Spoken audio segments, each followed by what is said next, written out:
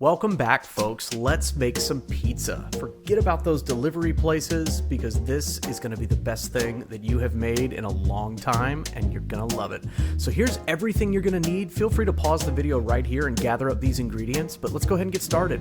You're going to need some yeast, 1 packet. I use Felshman's Rapid Rise.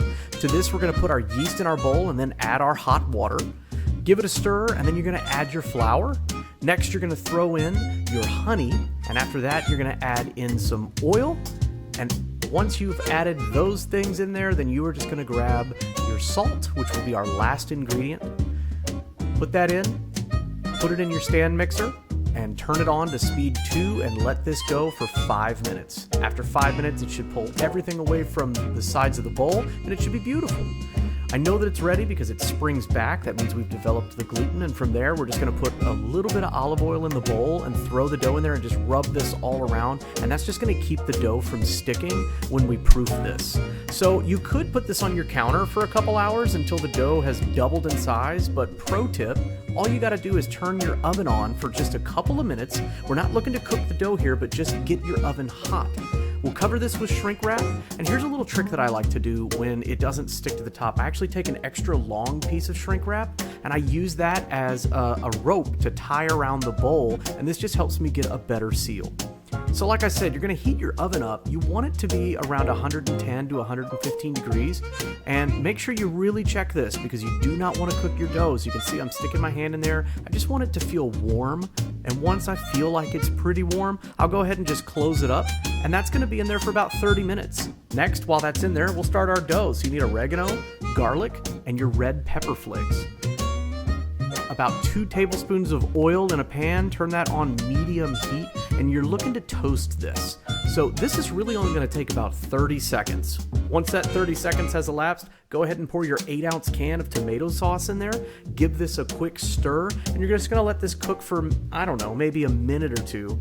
And from there, we need to sweeten this up a little bit. So we are going to take a teaspoon of sugar. We're going to stir that around, and we're just going to let this cook for maybe 3 or 4 more minutes, and then just turn it off. At that point, your dough should be risen. It should double in size, and we'll throw that out on a lightly dusted surface. We'll spread it out, and then we will start rolling our dough out. So if you've got a rolling pin, I definitely suggest doing this. If you are a lot more fancy, which I am not, you can toss this by hand, but you really just want to get this rolled all the way out.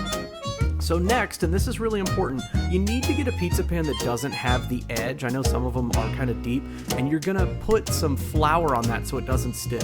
And one trick to getting your dough without tearing it is to just roll it on the rolling pin and let the rolling pin help you lift that dough off your counter. Throw your pizza pan under and then toss your dough right back over that pan. And from here, you're just gonna spread it out. So gently pull this to the sides, and this is just gonna help us get it extra thin while we go. Again, the thinner the better, but you know, it's your pie, so if you want a thicker crust, by all means, it is all up to you.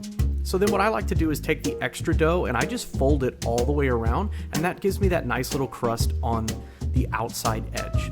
So the next step's very important. Take a fork and start poking holes all in this, and what that's going to do is it's going to help the steam come out of this dough, and it's going to help you from having such a soggy inner dough.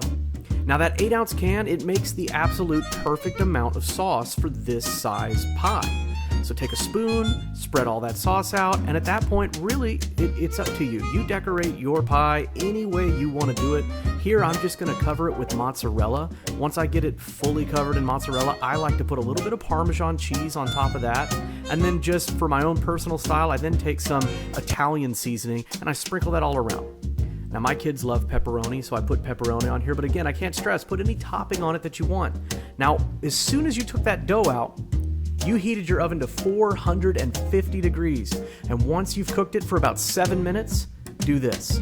Pull that pan out from underneath your pie. And what that's gonna do is give you that nice, extra crispy crust underneath, and it's just gonna be perfect. After about 20 to 25 minutes, it's up to you, pull it back out, stick it on the pan, and here you go. You have a beautiful pizza with a nice crispy crust. It can't get any better than this, folks. If you love this video, please don't forget to like and subscribe.